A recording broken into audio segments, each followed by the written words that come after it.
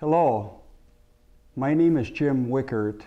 I'm the owner of Discount Retail Store Services, all of our development and wholesale companies, and I also own the real estate company.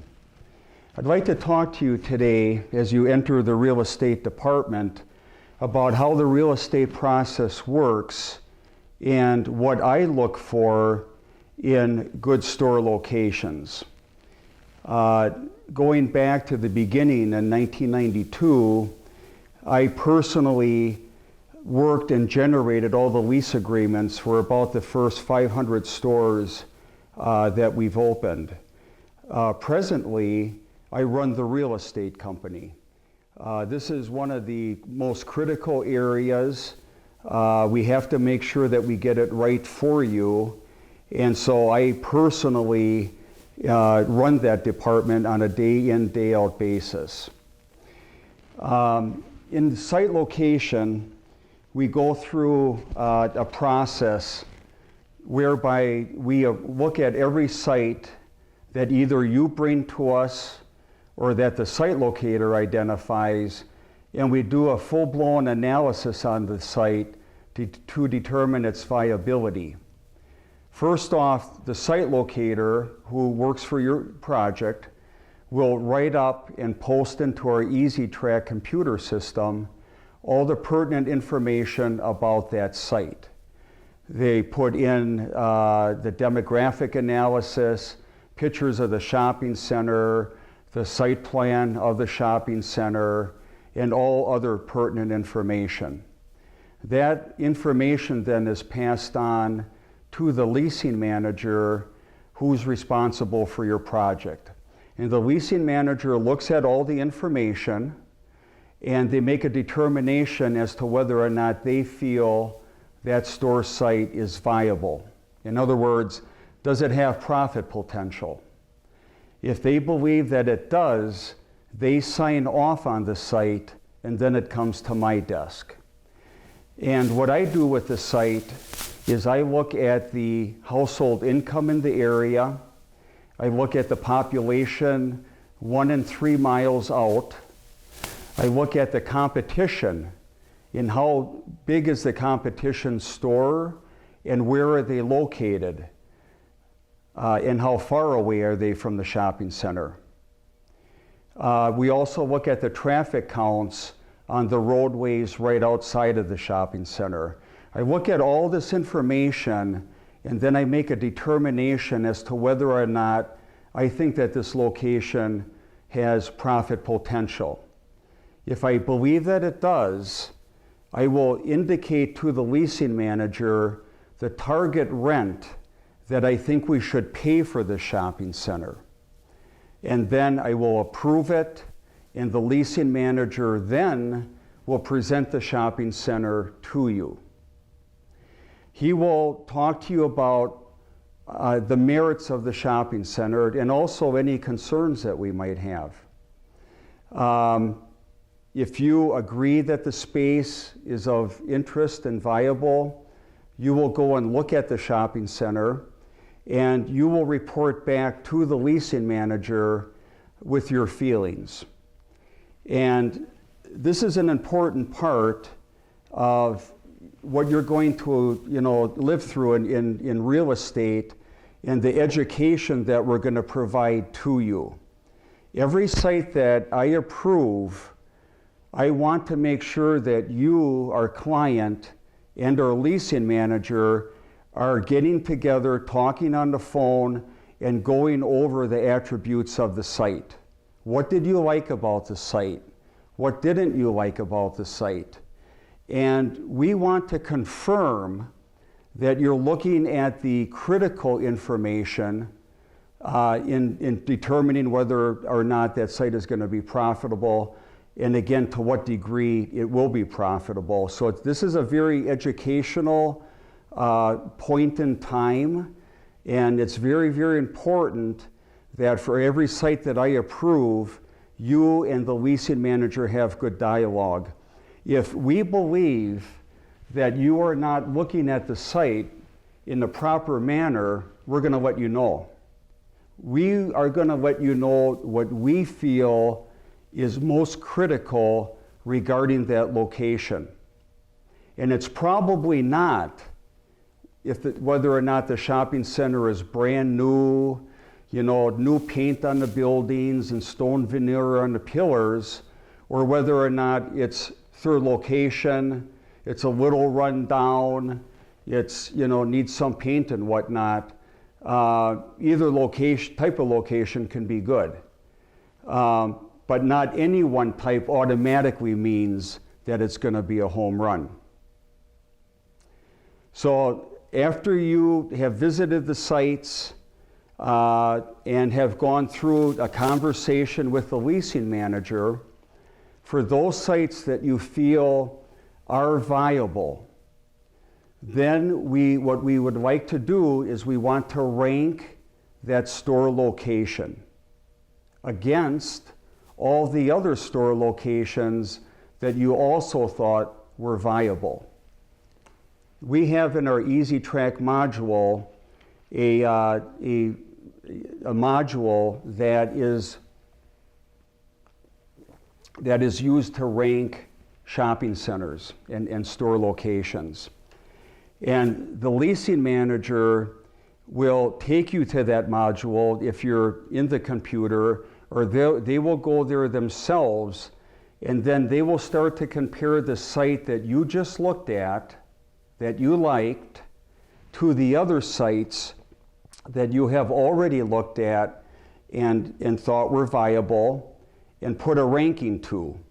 And now what we want to do is we want to see, does this store site rank higher than the other store sites that you've already approved?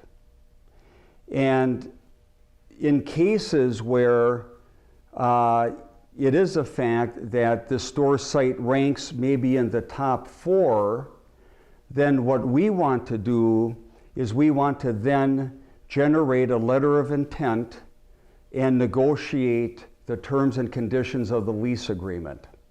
So again, just in a capsule, once you've looked at and identified and approved like a certain store location, we want to see how it ranks. Is this your number 1 location overall? Is it your number 2 location? Is it your number 3 location?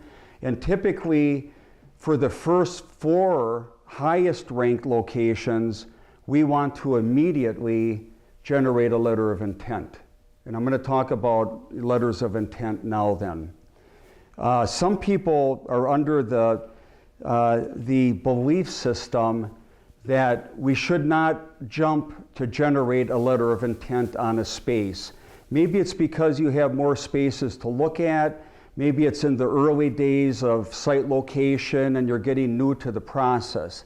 But what I want to tell you when it comes to letters of intent is that time is of the essence.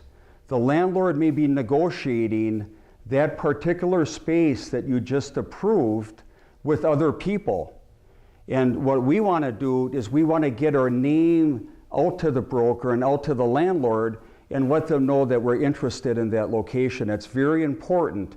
Once we generate the initial letter of intent, we can kind of drag our feet and give you time. That's never a problem. We can always give you time, but we can drag our feet on the negotiations, and the negotiations typically take a period of time anyway. Even if we fast track, it's normally 2 weeks from start to finish in regards to the letter of intent and the 18 provisions that we negotiate on your behalf.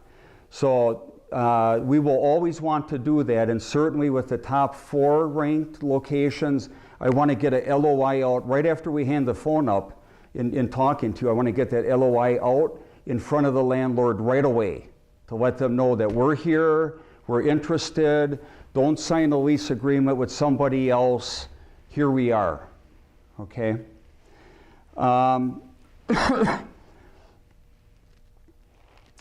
Generally speaking, in regards to letters of intent, I always want the leasing manager who's working for you to generate at least 3 letters of intent, each on a different shopping center.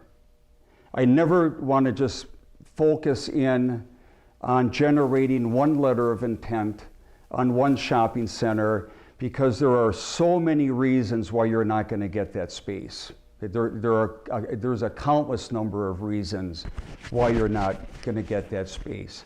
Maybe the landlord wants somebody who's more financially strong. Maybe they're at the tail end of negotiating a lease agreement with a national tenant. The list just goes on and on and on.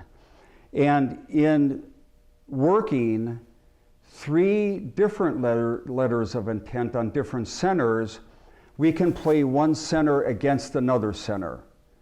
So it's very informative for our leasing agents, and it allows us to get the rental rates, get you the maximum number of free months of rent and other provisions that we negotiate so that we can maximize that on your behalf. And it's good for landlords to know sometimes that, you know, with your space, I'm negotiating 2 other spaces over here. That's very, very healthy, and the money starts to go down as landlords know that they're not the only game in town, that we're negotiating other shopping centers. So again, if you like a space, we want to get the LOI in right now. And then we can take our time negotiating, that's fine, but we want to, again, get our name on the list immediately. Now, the next thing I want to talk about are the different types of shopping centers. And there are maybe 3 main types of shopping centers. One of them is the anchored shopping center. The second one is a strip center. A strip center is a center that doesn't have a big box anchor in it. The third one is street retail. In regards to anchored shopping centers, what is most important here is that the space that's available be within walking distance to the anchor. And this is especially important when we're looking at smaller dollar stores, as an example, 1,000 square foot, 1,500, 2,000 square foot stores, where there is a convenience factor built in. If a customer doesn't have to get in their car to drive to your location, that's a big plus. And that's worth paying a little bit more in rent to secure that location. And this is regardless of the retail concept that you're interested in. If we can get by close enough to the anchor where they can walk to your store, that's big. That's big. Who do I consider anchors? Anchors are companies that generate a lot of traffic for all the tenants in the shopping center.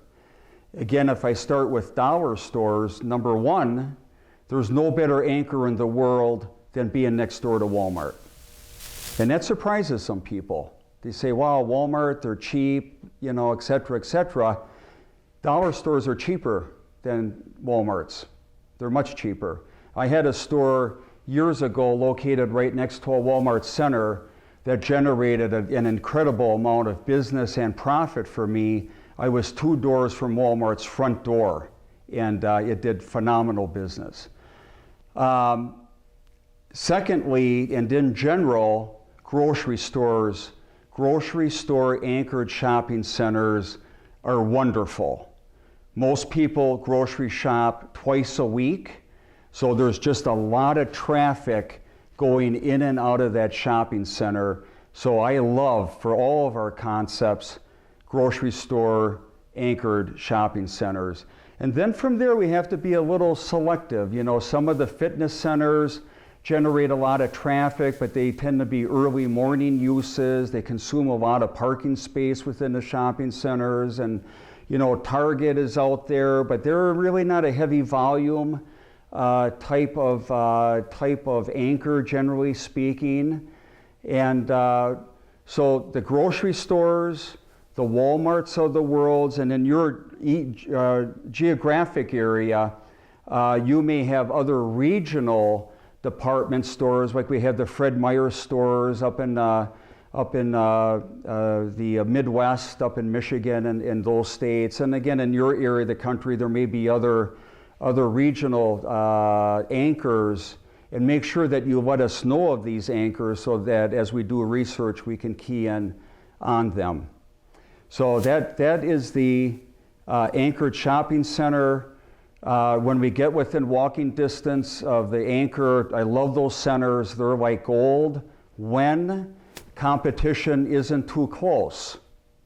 And we always have to keep our eye on the competition. Where is the competition? You want to make sure that as you're zeroing in on shopping centers, that you're driving around and looking for the competition. In our analysis, our computer tools that we utilize, we know where the competition is. But you can literally, and this happens once in a while, you can literally have a competitor open up a week before you're ready to sign the lease agreement, and at the last second, we slammed the brakes on because now we identify that there is an anchor, or you tell us you see a sign out on the roadway that a certain competitor of yours is opening maybe right across the street. And then we just kill the deal, if that's appropriate, and then we move on to other locations. We don't always kill the deal. There are reasons where it's unacceptable to have an anchor even across the street, but we'll work that on an individual basis. But very important regarding competition. The next type of shopping center is the strip center. And generally, when everything is right, I love strip centers. Strip centers you can get into typically for a third to a half of the cost of a good anchored center. So that's one of the reasons why I like strip centers. Strip centers work very, very well when we don't have competition too close to your strip center. So I look at the population 1 and 3 miles out, I look at the traffic on the road, and then I look to make sure that again, competition is not that close. And if I was to give you like a general comment, and this all varies based on population, but if I would give you like a general guideline, maybe if the population within a mile is 15 or 20,000, then I would want the competition maybe to be 2.5 to 3 miles from your store. And if you're in a strip center, like on the East Coast where you may have 80,000 population, maybe competition is 0.6 of a mile away. So it's hard to say. It's something that we look at on a per shopping center basis in making determinations as to whether or not the center is viable. But generally speaking, with strip centers, if I'm in a strip center and the competition is far enough away where I approve that site, that can be a very, very good location. Because here's the decision that the customer has to make.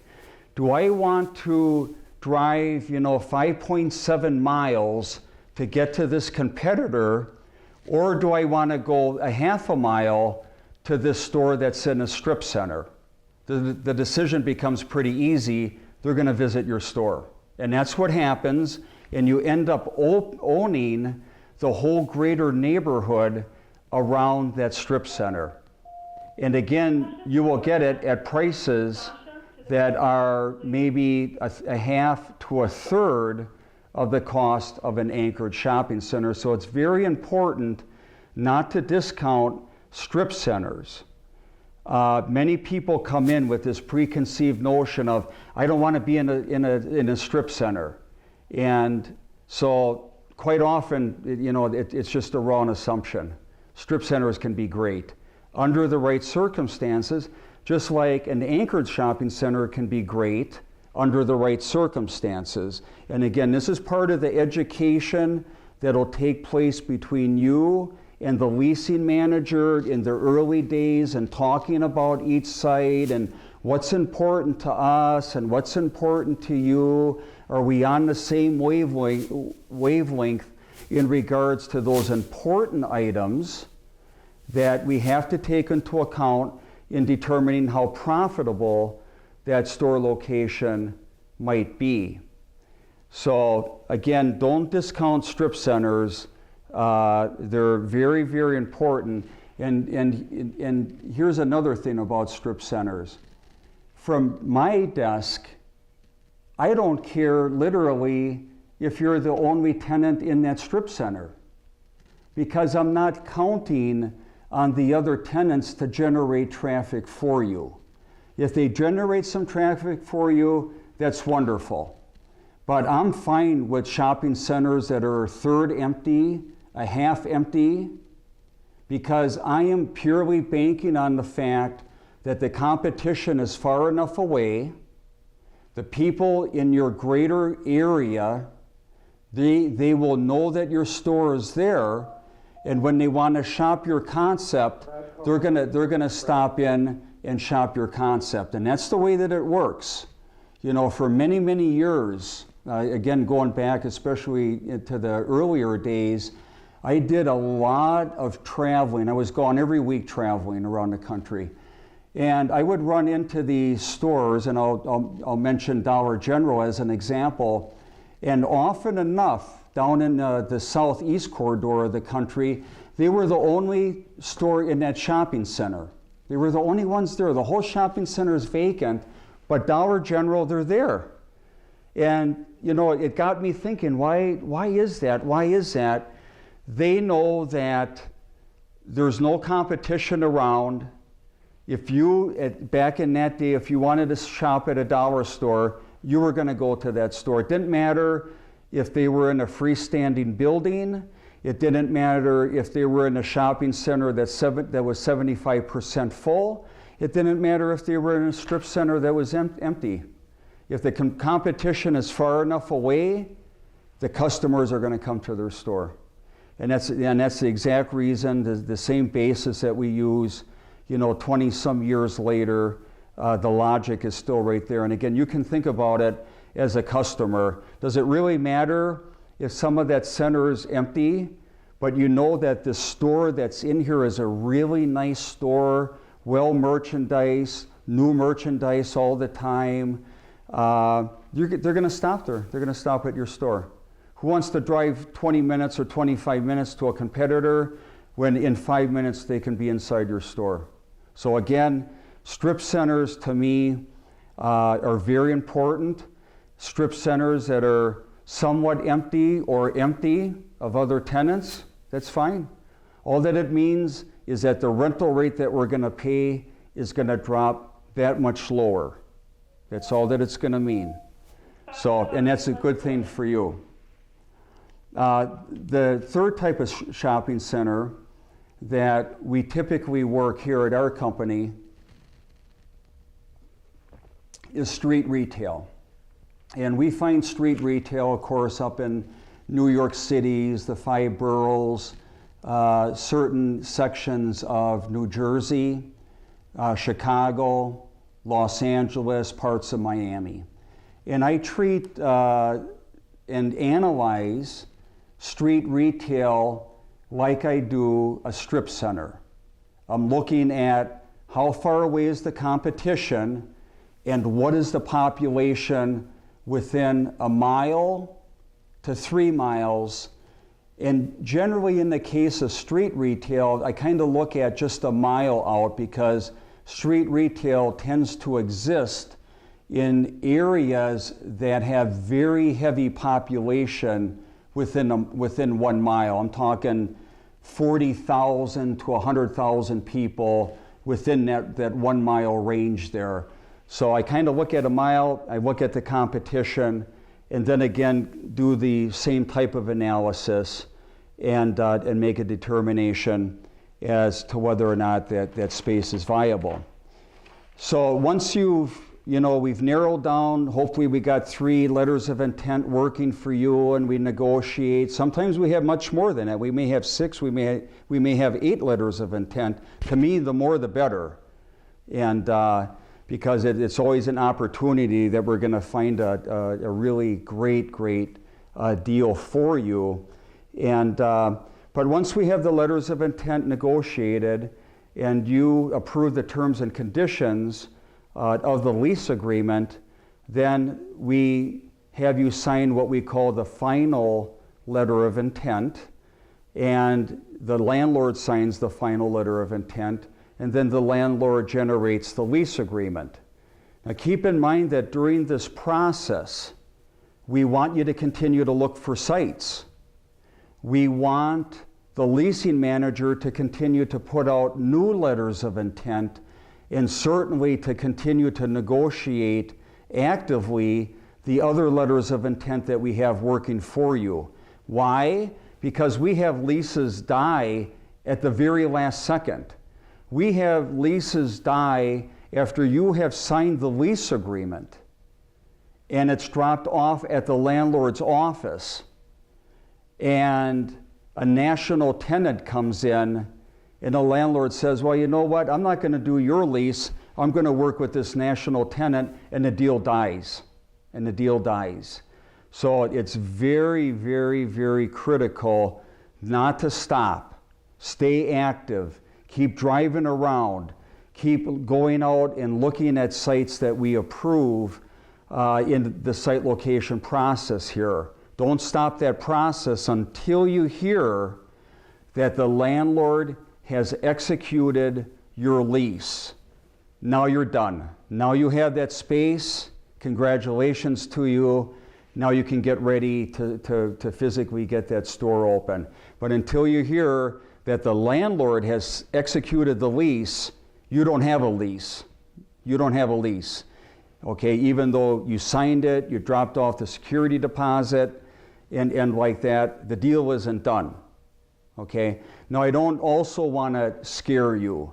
Typically, by the time one of our clients signs a lease, drops off the rent checks and the deposit, 9 times out of 10, that deal is going to finish. But I don't want us, and I don't want you, to stop the site location process. Okay, you just keep going, and maybe what we find out is, even though the final letter of intent is signed, maybe we find a location that actually is better than the one you're ready to take.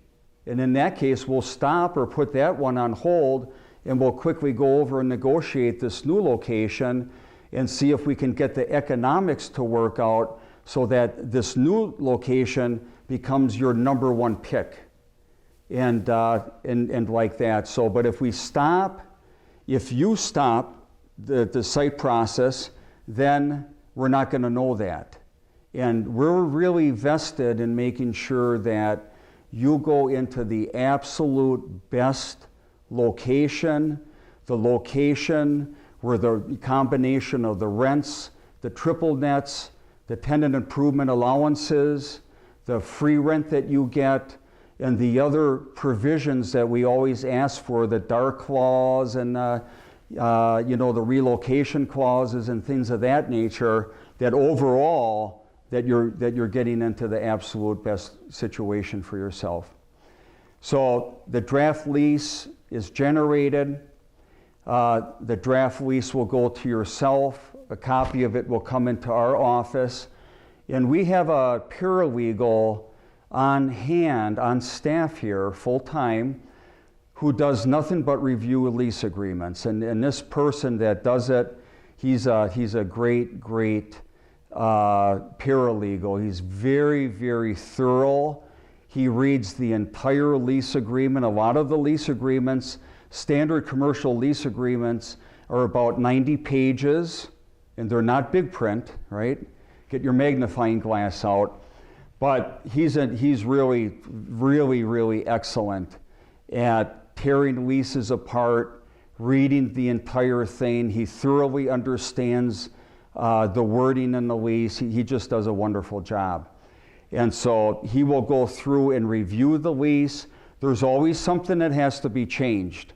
Okay, in 22 years, I don't think I've ever seen a clean lease just come through the pike. And sometimes landlords try to sneak things in on you, thinking that, hey, you're not going to read the lease, we're gonna catch it.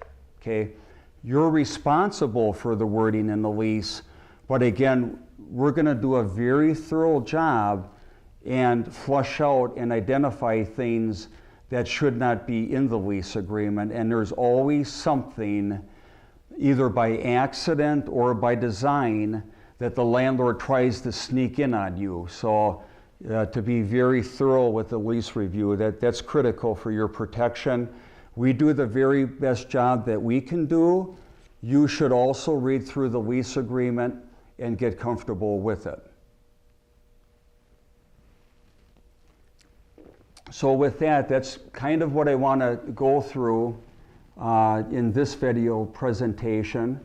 And again, just to give you a little synopsis of what you're going to encounter now as you go into the real estate department. And congratulations on making your way into the real estate department. And again, from my angle, this is one place where I don't like to rush. I want to take our time, although we work fast, and I want us to identify all the viable store locations out there for you. I want to work each one. I want to look at all the numbers for each site. And I really want to get a handle on and make sure that you have a handle on the best locations that are available to you. Now, every once in a great while, a client will come to us with one location. And the conversation basically starts with, I only want this location. I don't want to look at any other locations. This is the location that I want. Okay? And what I'm going to tell you is that that's not the way to do it. That's not the way to do it. Okay? When you come in to the real estate department, what's going to get the best results for you is to look at all the locations.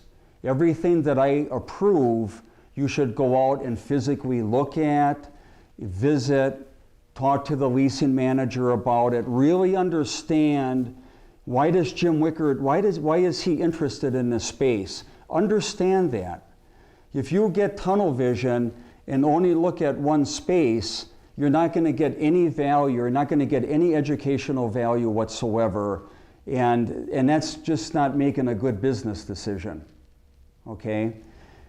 Often enough, and like I said earlier, you may not get that space anyway, okay? So don't get your hopes up. And even if you're looking at one space or many spaces, never get your hopes too high until you hear that the landlord has executed the lease, okay? Just don't get too excited about it. Just stay diligent, keep working sites, keep looking at sites, stay in the dashboard, be in there, put notes in, be talking to your leasing manager, just continue with the process. Now, sometimes it happens, and it happens often enough, maybe every other week or so, where a client demands that they have this one location, and I don't agree with it. I don't agree with the decision, but I will discuss that location with that client. I want to make sure that they understand why we don't feel that this location is the best location. But if at the end of the day, the client really wants that location, we will ask them to sign what we call a do not recommend letter. And that means that I do not recommend this location, but if you sign that letter, we will gladly negotiate the terms and conditions and open a store for you at that specific location. I do understand that what we see in our office, and we have an incredible amount of information available to us in our real estate area and in the research area. But I understand that we're not there, that you're an adult, that you can make a decision. We may not be seeing something that you see by living or knowing of that shopping center. So we'll go ahead and sign off on it and open a store for you. Again, the do not recommend letter is kind of for just to have you take one more look with an open mind of the sites that are out there, and just to validate that you're making the best decision for yourself.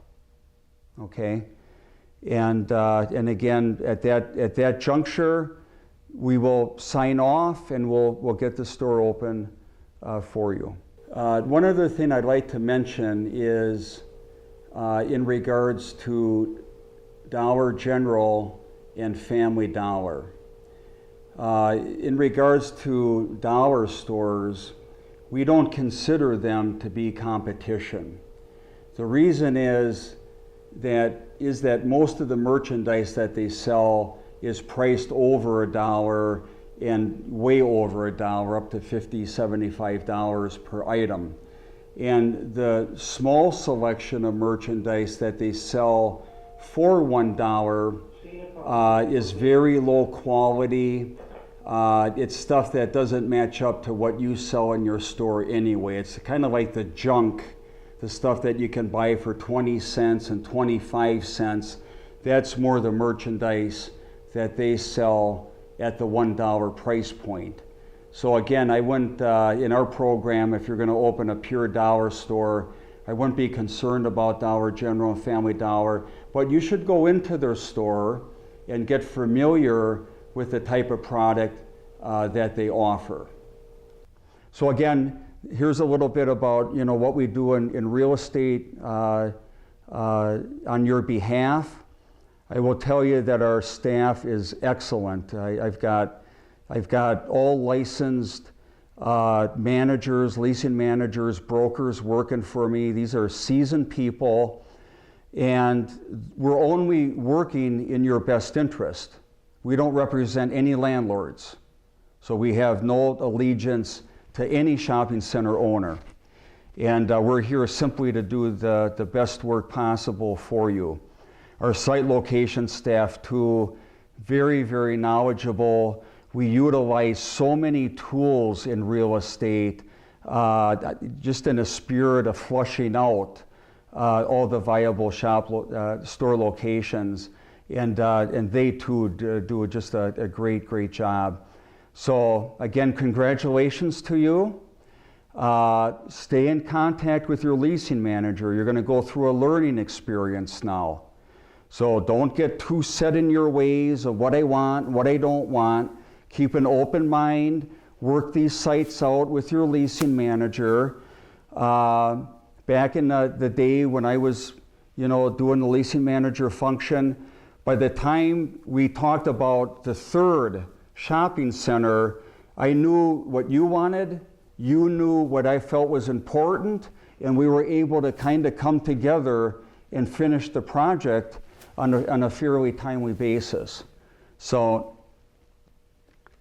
if you don't have the value of our education, then you're going to get sites and sites and more sites, and at some point I'm going to terminate the job because we didn't educate you. There's no reason why a client should have 10 sites or 14 sites or 20 sites, and there's something wrong in that scenario. So we'll stop the process and get on the phone with you and really try to understand where the disconnect is. Is it on our end? Is it on your end? You need more education? Just whatever the situation might be. So anyway, I'm long-winded as I usually am, and hopefully I'll see you in here for training at our corporate office in Vegas, hopefully 60 days from now, thereabouts. Thanks for your time.